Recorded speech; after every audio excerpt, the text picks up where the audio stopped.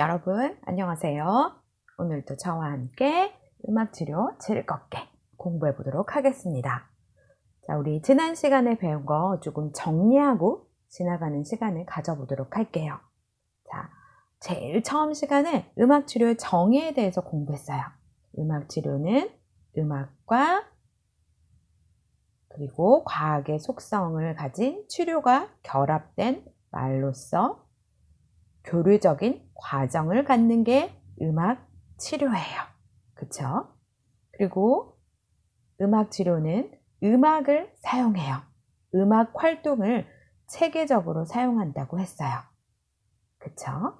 음악 활동 그럼 뭐가 있어요? 노래를 감상하는 거, 노래 부르는 거, 연주하는 거, 그리고 무브먼트, 동작, 그리고 작곡, 작사 등 음악 활동이 있었어요. 그쵸? 그런 걸 체계적으로 사용하는 거, 음악 활동을 체계적으로 사용하는 게 음악 치료였어요. 그리고 정신과 신체 건강을 복원, 유지, 그리고 향상시켜주기 위해서 음악을 사용하는 것이 음악 치료라고 정의하였어요. 다 기억나시죠? 네, 우린 똑똑하니까요. 그리고 체계적인 치료 과정을 갖는다고 했어요.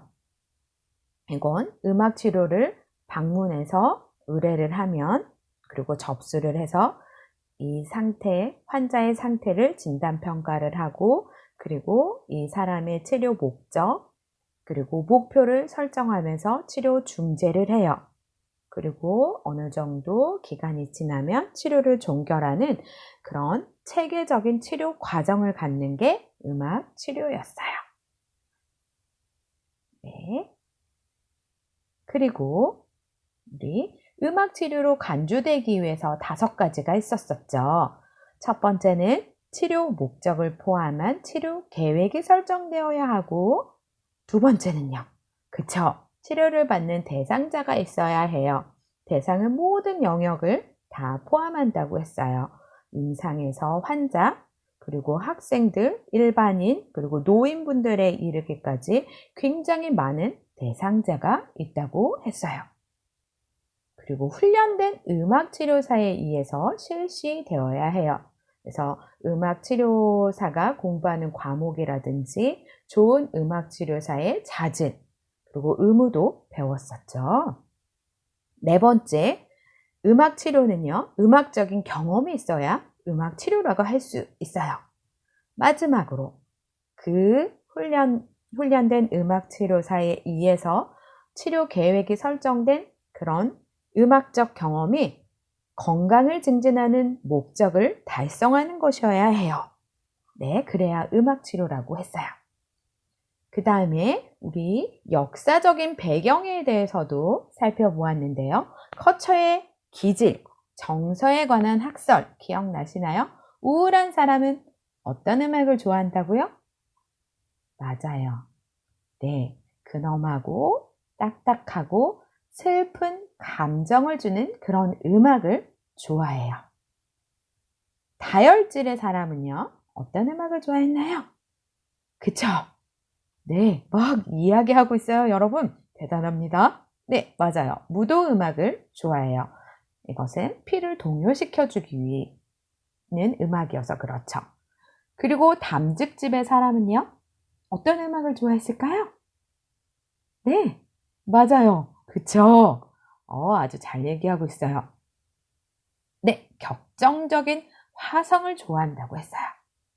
그리고 마지막으로 점액질, 즉 냉담한 성격의 사람은 어떤 음악을 좋아한다고 했을까요, 여러분? 맞아요. 여성의 음성에 귀 기울이는 그런 점액질, 냉담한 성격의 사람까지 커처의 기질, 정서에 관한 학설 우리 다 공부했었어요. 다 기억나세요? 맞아요. 음악 치료는 미국에서부터 처음 시작되었죠. 그래서 미국의 음악 치료 역사를 한눈에 알아보기 쉽게 제가 정리를 했어요. 네, 제일 처음에 베셀리우스라는 사람의 전국 치료협회가 창설되어 1903년에 그리고 마가렛 앤더튼이 음악적 치료 클래스를 개설하죠. 1919년에. 그리고 이산 마우드 일센이 병원 음악 전국협회를 조직을 해요. 그리고 음악치료 전국재단이 시모어에 의해서 1941년에 설립이 됩니다. 그리고 1944년에 미시건 주립대학의 음악치료 프로그램이 개설이 되죠. 그리고 1946년에 캔사스 대학에서 음악치료학과가 개설이 돼요. 1950년에 전국 음악치료협회가 만들어집니다. 게스턴, 맞아요. 음악치료의 아버지. 와우, 네, 대단합니다. 68년에 게스턴이 뮤직 인 세라피라는 책을 발간을 해요. 그래서 저희 공부할 때 뮤직 인 세라피 원서로 번역을 하면서 공부했던 기억이 납니다. 네, 이 책은 굉장히 음악치료사를 위한 핸드북 같은 그런 책이에요. 그리고 71년에 미국 음악치료협회가 생겨요.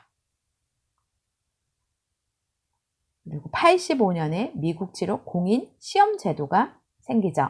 여기에서 통과한 사람은 우리 MT, BC라는 자격증을 받는다고 했죠. 근데 BC, MT라고 해도 똑같은 이야기예요. 98년에 이제 미국 음악치료협회가 만들어져요. 그러니까 전국음악치료협회랑 미국 음악치료협회가 하나가 되는 거죠. 네, 이렇게 지난 시간에 배운 내용들을 살펴봤어요.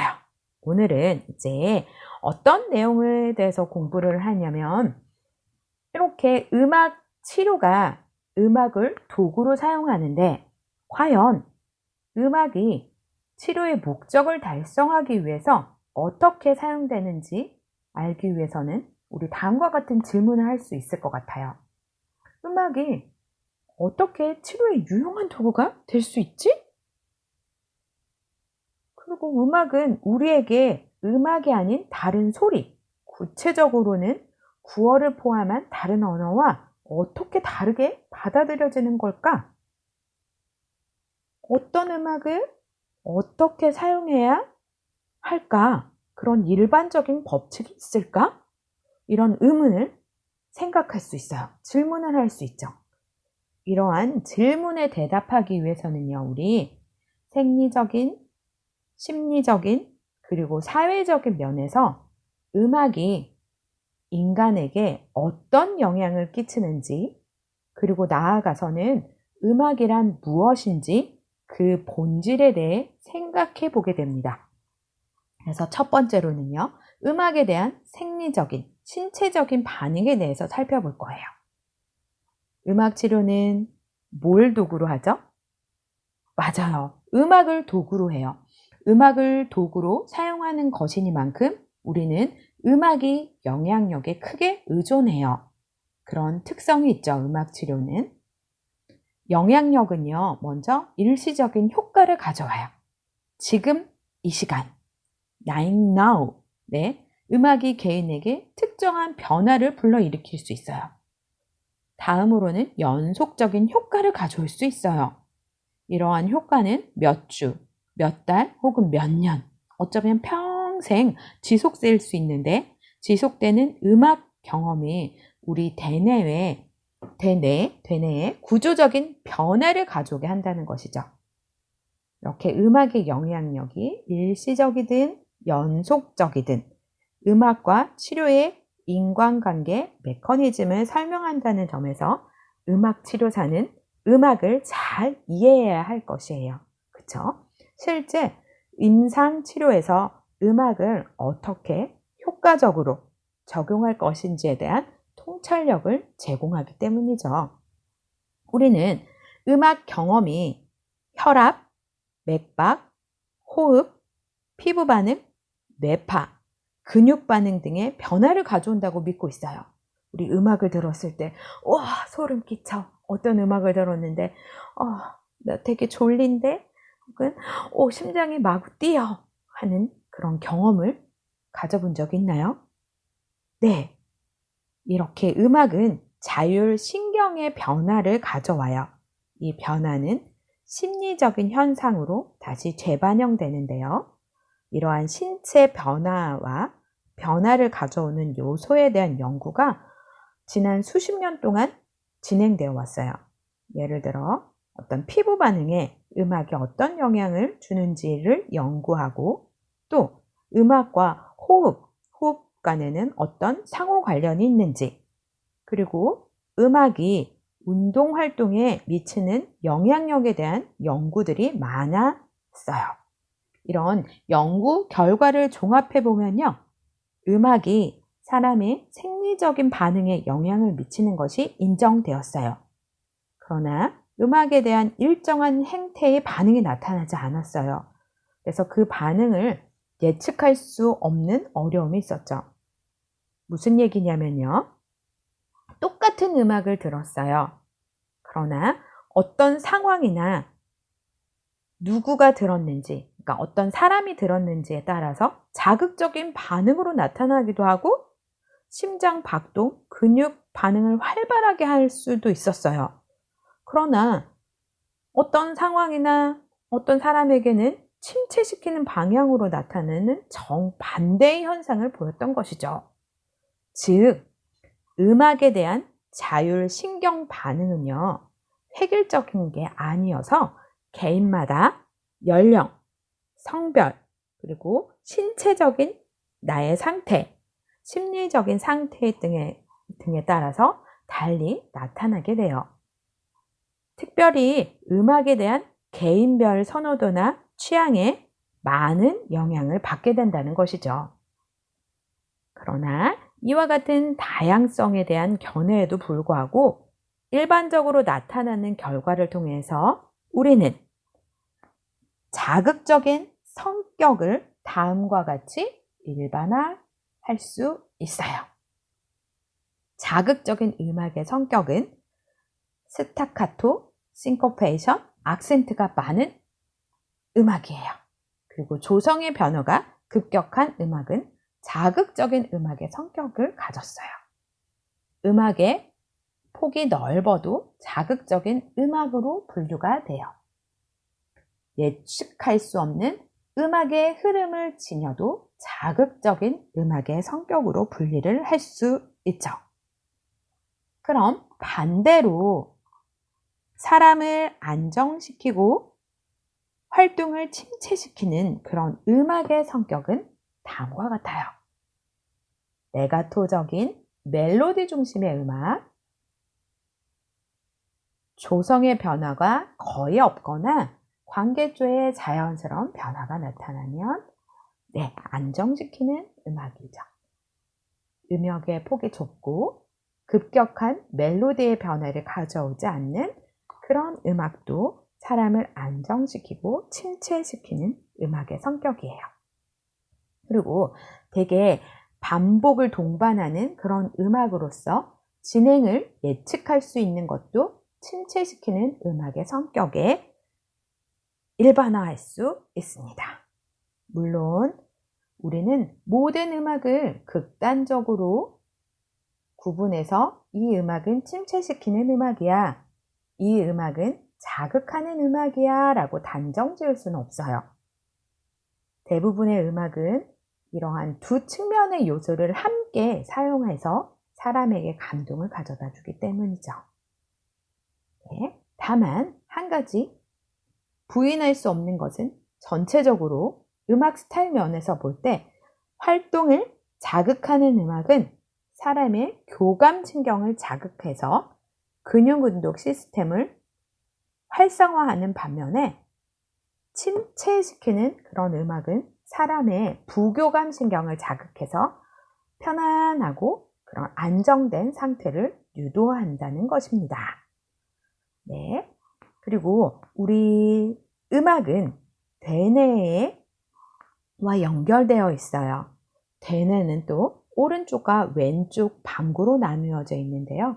그 사이에는 뇌량이라고 부르는 이어깨의 신경 섬유로 연결되어 있어요.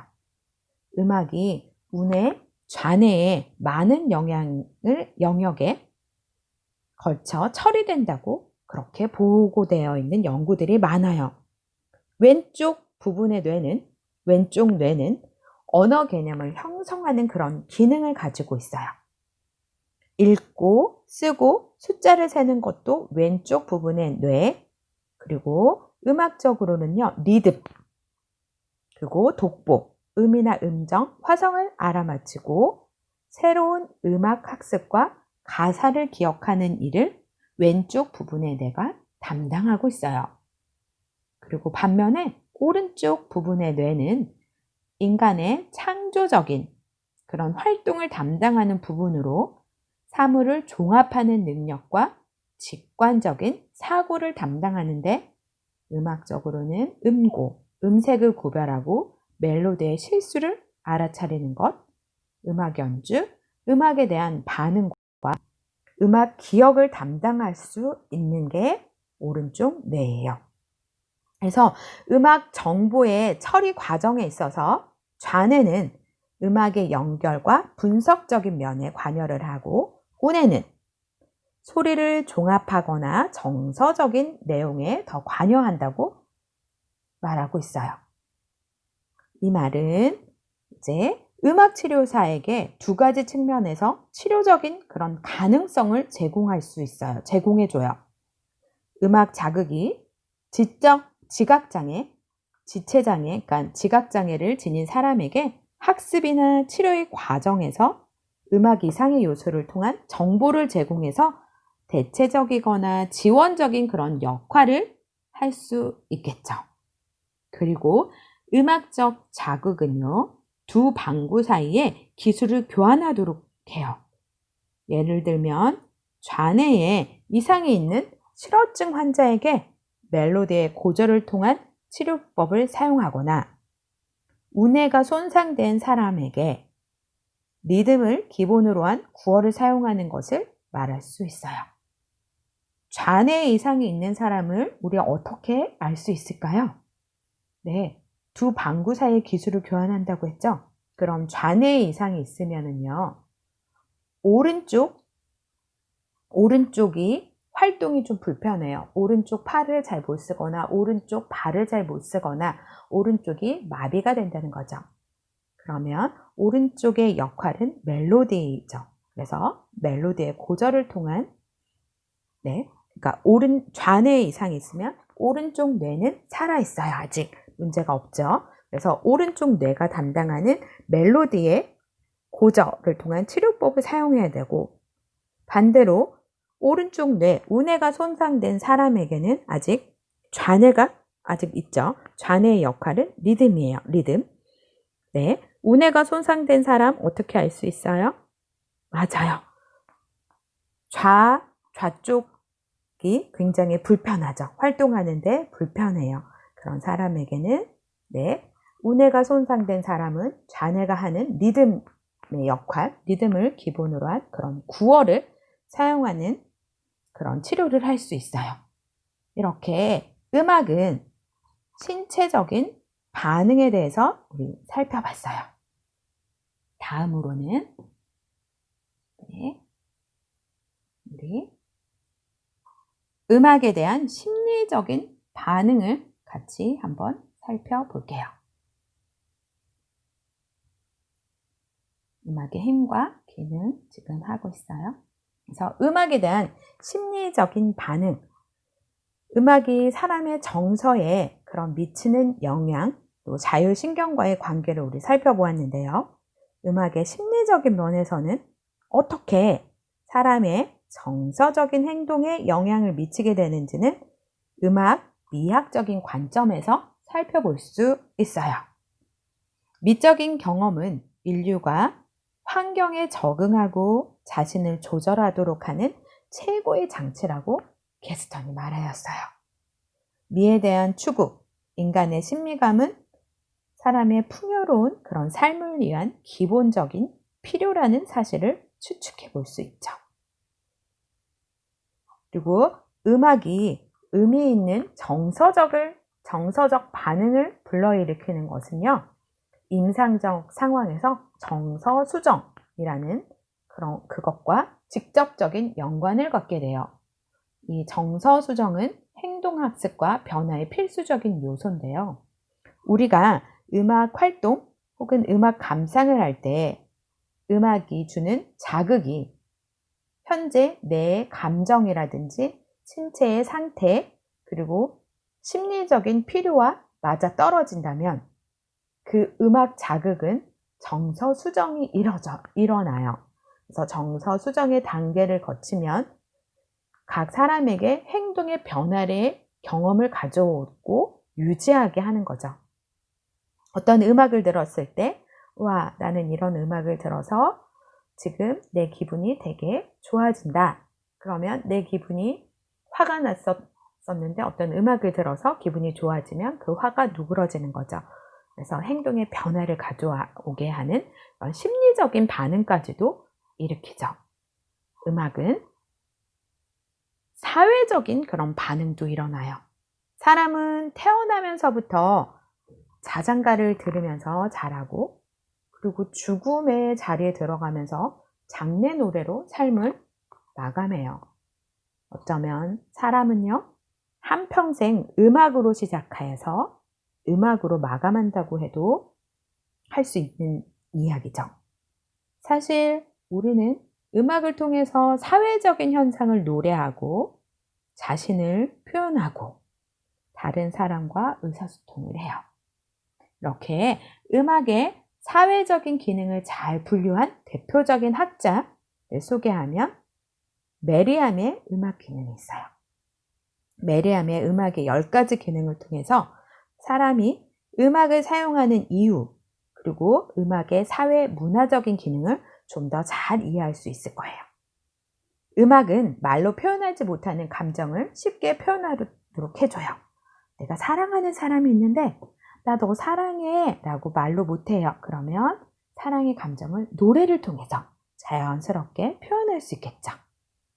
음악은 미적인 즐거움을 더해줘요. 그리고 음악은 오락의 방법으로 제공돼요. 캠프파이어 할 때 음악 없이 안 좋죠. 네.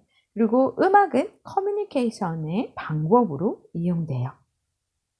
음악은 상징적인 표현으로 제공돼요. 예를 들어 레스토랑에 갔는데 옆에서 생일 축하합니다. 생일 축하합니다. 사랑하는 생일 축하합니다. 이런 노래가 들려왔어요. 그러면 우리는 즉각적인 반응을 할 수 있죠. 네, 아, 저 사람이 생일이구나. 생일인 사람이 있구나. 라고 이렇게 상징적인 표현으로 제공이 돼요. 그리고 음악은 신체적인 반응을 유발하죠. 춤이나 행진, 체조 등의 음악을 사용할 수 있겠죠. 네, 그리고 음악은 사회 규범과 관련이 돼요. 그래서 사회 규범과 관련되는 음악에는요, 소속된 집단에서 기대하는 행동을 유도하도록 해요. 네. 그리고 음악은 사회 기관과 종교의식을 확인할 수 있어요. 연주회장에서 국가가 연주되면 사람들은 일어서죠. 그리고 기독교인들이 할렐루야 합창을 부를 때 일어서요. 그리고 찬송가를 부르면서 자신의 신앙을 확인하는 것도 그 예로 들 수 있겠죠. 그리고 음악은 사회와 문화의 연속성에 기여해요. 1950년대의 노래, 1980년대 노래, 혹은 20대의 노래, 30대의 노래 이렇게 쉽게 구분할 수 있습니다. 그리고 음악은 사회의 통합에 기여해요. 아마 음악의 가장 큰 기능 중에 하나는 사회의 통합에 기여한다는 것이라 할 수 있어요. 음악은 사람을 모이게 하고 참여시키고 하나로 결속시켜줘요. 이와 같이 음악의 기능은 개별적으로 분리되는 것이라기보다는 상황에 따라서 각각 다른 측면이 강조되면서 서로 연결되어 사회 현상으로 음악의 기능적 역할을 하게 돼요. 이러한 음악적 기능은 반드시 적절한 상황에서 사용될 때 그 기능이 극대화된다는 사실을 우리는 기억해야 합니다. 네. 다음 시간에는요, 음악이 무엇인지, 그리고 음악의 요소들이 어떤 게 있고, 그리고 음악이 커뮤니케이션의 기능으로서의 음악에는 어떤 역할을 하는지에 대해서 조금 더 살펴보고, 네, 음악의 치료적인 경험까지도 살펴보는 시간을 가져보도록 할게요. 여러분, 다음 시간에도 즐겁게 다시 만나요. 바이바이.